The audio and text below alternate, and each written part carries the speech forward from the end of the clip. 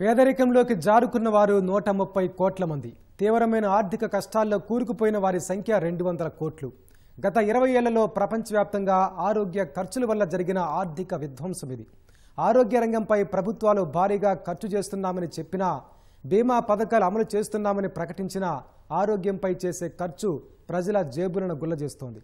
వ్యవస్థలో పనిచేసే వారి సంఖ్యను తగ్గిస్తూ ఉత్పాదకతను, చివరకు దేశాల ఆర్థిక వ్యవస్థలను కూడా ఆరోగ్య ఖర్చు కుదేలు చేస్తోంది. మరి దశాబ్దాలు గడిచినా ఈ సమస్యకు ఎందుకు పరిష్కారాలు దొరకడం లేదు? ఈ ఖర్చును తగ్గించడానికి ఏం చెయ్యాలి? ప్రభుత్వాలు తీసుకోవాల్సిన చర్యలేమిటి? గురువారం యూనివర్సల్ హెల్త్ కవరేజ్ దినోత్సవం సందర్భంగా దాని ఉద్దేశాలు, లక్ష్యాలు, సాధించిన ప్రగతిని అవలోకనం చేసుకుందాం.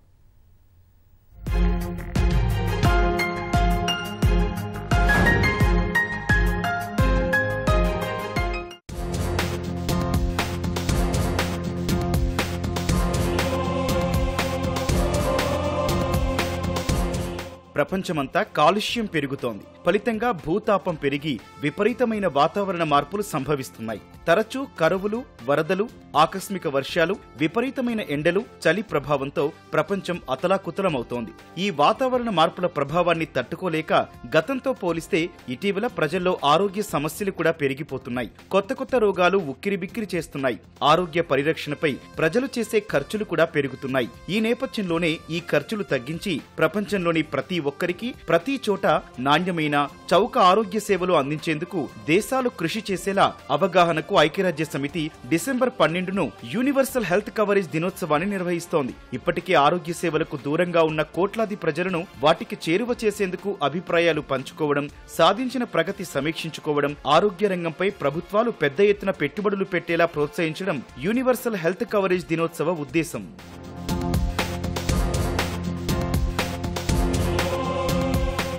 ప్రపంచంలోని ప్రతి ఒక్కరికి ఒకే రకమైన ఆరోగ్య సేవలను అందించడం కూడా యూనివర్సల్ హెల్త్ కవరేజ్ దినోత్సవ లక్ష్యం. ఈ ఉద్దేశంతోనే 2012లో ఐక్యరాజ్య సమితి సాధారణ సభ ఓ తీర్మానాన్ని ప్రవేశపెట్టింది. తర్వాత 2017 నుంచి ఏటా డిసెంబర్ 12న ఈ రోజును నిర్వహిస్తున్నారు. ఈ కార్యక్రమం నిర్వహణ వెనుక సహేతుక కారణాలే కనిపిస్తున్నాయి. ప్రపంచవ్యాప్తంగా ఆరోగ్యంపై ప్రజలు చేస్తున్న ఖర్చు మామూలుగా ఉండటం లేదు. ఐక్యరాజ్య సమితి వెల్లడించిన గణాంకాలే ఇందుకు ఉదాహరణ.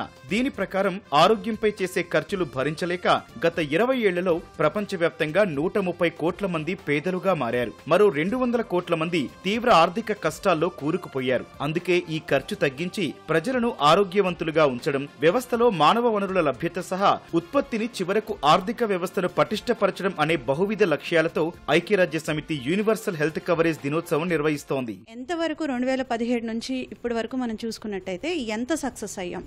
సో కొంచెం సక్సెస్ అయిన మాట అయితే వాస్తవమే.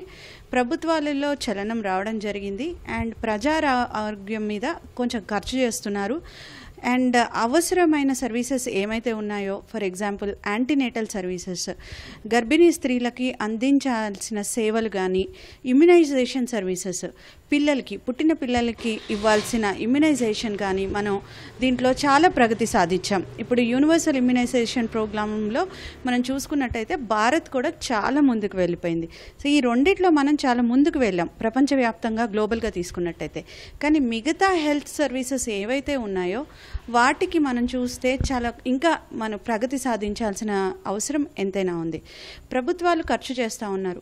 కానీ మనం చూసుకున్నట్టయితే సౌత్ ఏషియన్ కంట్రీస్ కావచ్చు, లేకపోతే ఆఫ్రికన్ కంట్రీస్ కావచ్చు, ఈ కంట్రీస్లో పాపులేషన్ ఎక్కువ ఉంది అండ్ పేదరికం ఎక్కువ ఉంది. దీనివల్ల ప్రతి ఒక్కరికి ప్రతి ఒక్క హెల్త్ సర్వీస్ వారి ఇంటి ముందుకి చేరాలంటే ఇంకా టైం పడుతుంది. ప్రభుత్వాలు ఎంత చేసినా కానీ ప్రజల్లో కూడా ఒక మార్పు రావాలి.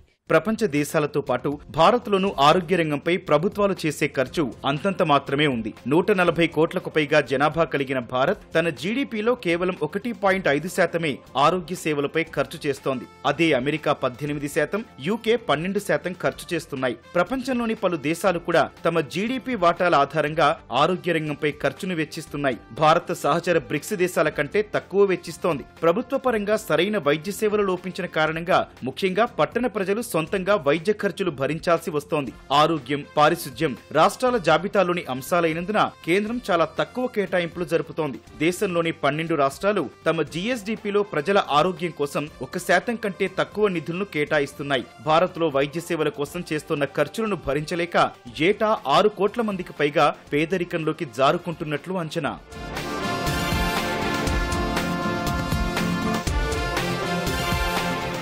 విద్య, వైద్య రంగాలకు తన కేటాయింపులను పెంచుకోగలిగితేనే భారత్ తన మానవ వనరుల ఉత్పాదకత పెంచుకోగలదని అంతర్జాతీయ ద్రవ్యనిధి IMF గతంలోనే తెలిపింది. ప్రజల అనారోగ్యం వ్యాపార సౌలభ్యానికి అడ్డుగా నిలుస్తోందని తెలిపింది. నేరాలు, పన్ను నిబంధనలు, విధానపరమైన అస్థిరత కంటే ఆరోగ్య లోపమే పెద్ద సమస్య అని తేల్చింది. ఆరోగ్యవంతులైన సిబ్బంది ఉంటేనే పారిశ్రామిక, సేవా రంగాల్లో ఉత్పాదకత పెరుగుతుంది. అందుకే కార్మిక సంస్కరణల్లో ప్రజా ఆరోగ్యానికి పెద్దపీట వేశారు. అయితే భారత్లో ఆరోగ్య రంగంపై ప్రభుత్వం చేసే ఖర్చు తక్కువగా ఉండటం వల్ల మానవ వనరుల కొరత ఏర్పడుతోంది. ఫలితంగా ఉత్పాదకత తగ్గి దేశ ఆర్థిక వ్యవస్థ రంగంపై నిధులను పెంచకపోవడం ఇలా అన్ని అనర్థాలకు దారితీస్తోంది. ఆర్థిక పరిస్థితుల్లో ఉన్నటువంటి తీవ్ర అసమానతలు అంటే మనం ఆర్థికంగా అభివృద్ధి చెందుతున్నాం చెప్పుకున్నా కొంతమంది మరీ అధపాతాళానికి వెళ్ళిపోతూనే ఉన్నారు, కొంతమంది బాగా ధనవంతులవుతున్నారు. ఈ ఆర్థిక అసమానతల మూలంగా అట్టడుగునున్న వాళ్ళకి ఈ ఆరోగ్య సంరక్షణ ఇంకా ఇబ్బందికరంగానే ఉంది.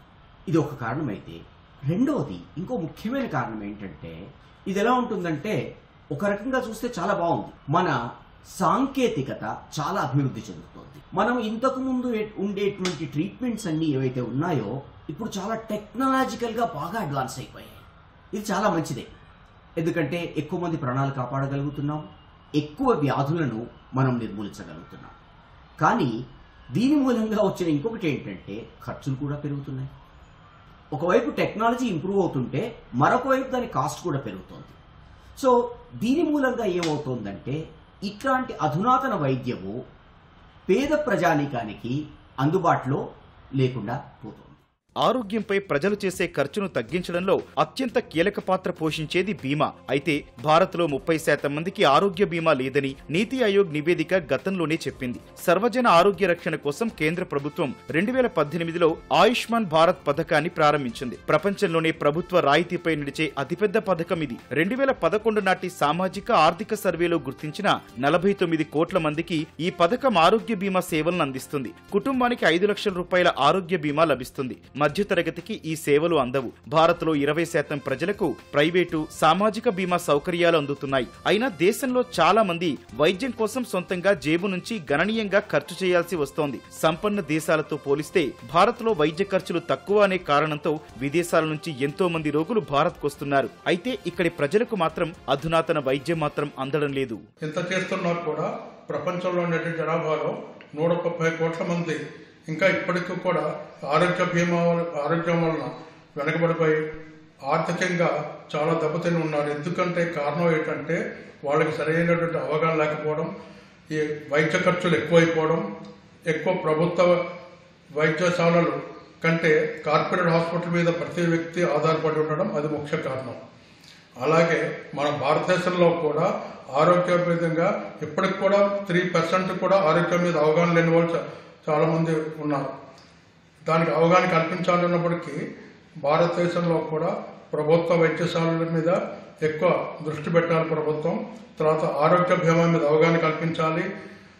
ప్రతి వ్యక్తికి కూడా యుక్త వయసులోనే ఆరోగ్య బీమా పాలసీ తీసుకుని దాని యొక్క ముఖ్య ఉద్దేశం గురించి చెప్పాలి. భారత్లో వైద్యుల కొరత కూడా ప్రధాన సమస్యగా ఉంది. ఆస్పత్రుల్లో సరైన మందులు దొరకవు. మౌలిక సదుపాయాలు కూడా అరకొరగానే ఉన్నాయి. భారత్లో ప్రతి 1000 మంది జనాభాకు 1.4 ఆస్పత్రి పడకలు, ప్రతి 1445 మందికి ఒక వైద్యుడు, ప్రతి 1000 మందికి 1.7 నర్సుల చొప్పున ఉన్నారు. ప్రాథమిక ఆరోగ్య కేంద్రాలకు గత దశాబ్దిలోనే 3000 మంది వైద్యుల కొరత ఉండేది. ఇప్పుడది 200% పైగా పెరిగింది. ప్రపంచ ఆరోగ్య సంస్థ ప్రతి 1000 మంది జనాభాకు ఒక వైద్యుడు ఉండాలని సిఫార్సు చేసింది. ఇక్కడ ప్రతి ప్రభుత్వ వైద్యుడు 11,000 మందికి చికిత్స అందిస్తున్నారు. దేశంలో 75% జనాభా నివసించే గ్రామీణ ప్రాంతాల్లో కేవలం 30% ఆస్పత్రులు, వైద్యులు, ఆస్పత్రి పడకలు ఉన్నాయి. అవి గ్రామీణ ప్రాంత ప్రజల అవసరాలు తీర్చలేకపోతున్నాయి. ఆస్పత్రులు, ల్యాబొరేటరీలు వంటి ఆరోగ్య మౌలిక వస్తువుల సేవల్లో 75% నగరాల్లోనే ఉన్నాయి. అందువల్ల నగరాలు, పట్టణాల్లో లాభాపేక్షతో నడిచే ప్రైవేటు ఆస్పత్రులను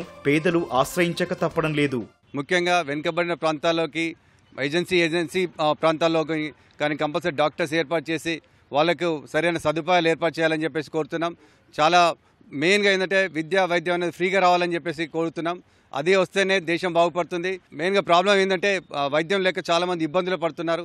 ఇబ్బందులు పడకుండా ఉండాలంటే వైద్య సదుపాయాలు కంపల్సరీ ఉండాలి. ఊళ్ళల్లో చాలామంది ఊళ్ళలో మెయిన్గా ఏంటంటే ఏజెన్సీ ఏరియాలలో ఊళ్ళలో కానీ అసలు చాలా సదుపాయాలు తక్కువ ఉన్నాయి. డాక్టర్స్ ఏర్పాటు చేసి అధ్యాయాలని చెప్పేసి కోరుతున్నాం. ఇలాంటి పరిస్థితుల నేపథ్యంలోనే ప్రజా ఆరోగ్యాన్ని మెరుగుపరిచేందుకు ఐక్యరాజ్య సమితి ప్రతి ఏటా అనేక కార్యక్రమాలు నిర్వహిస్తోంది. ఏప్రిల్ 7న ప్రపంచ ఆరోగ్య దినోత్సవం, డిసెంబర్ 12న యూనివర్సల్ హెల్త్ కవరేజ్ దినోత్సవం జరుపుతోంది. అయితే ఇవి వస్తూనే ఉన్నాయి, వెళ్తూనే ఉన్నాయి. ఏటా ప్రపంచ దేశాలు ఘనమైన తీర్మానాలు కూడా చేసుకుంటున్నాయి. ఆచరణలో మాత్రం అంతంత మాత్రంగానే అమలవుతున్నాయి. అందువల్ల ప్రజారోగ్యాన్ని చిత్తశుద్ధితో మెరుగుపరిచే చర్యలు తీసుకోవాలి. ఆరోగ్య రంగంపై నిధులను గణనీయంగా పెంచాలి. ప్రపంచంలో ఆరోగ్య రంగంలో ఉత్తమ ఫలితాలు సాధిస్తున్న దేశాలను స్ఫూర్తిగా తీసుకుని ఇతర దేశాలు వాటిని అమలు చేయాలి. ఆసుపత్రుల్లో సిబ్బంది కొరతను తీర్చి మౌలిక సదుపాయాలను పెంచాలి. పేద మధ్యతరగతి ప్రజలకు ఉచిత వైద్యం అందించడానికి ప్రభుత్వాలు ప్రాధాన్యతనివ్వాలి. సులభ షరతులపై ఆరోగ్య బీమాను విస్తరించాలి. టెలి వైద్యం, డేటా అనలిటిక్స్ వంటి అధునాతన సాంకేతికతలను విరివిగా వినియోగించుకోవాలి. ఇలాంటి చర్యలన్నీ ఓ క్రమ పద్ధతిలో తీసుకుంటేనే ఆరోగ్య రంగం మెరుగుపడుతుంది. ఆరోగ్యంపై ప్రజలు చేసే ఖర్చు తగ్గుతుంది. యూనివర్సల్ హెల్త్ కవరేజ్ దినోత్సవం సందర్భంగా ప్రపంచంలో భారత్ సహా అన్ని దేశాల ప్రభుత్వాలకు ఇది ఓ సంకల్పం కావాలి.